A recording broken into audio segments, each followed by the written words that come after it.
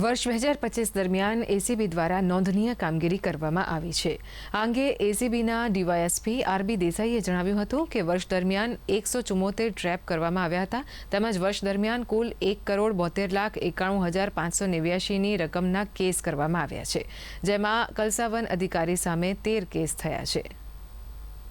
2025 में कुल मिला के ट्रैप का 174 केस किए गए हैं और अलग अलग क्लास के मिलके कुल अधिकारी कर्मचारी 310 के विरुद्ध ये केस सब रजिस्टर हुए हैं।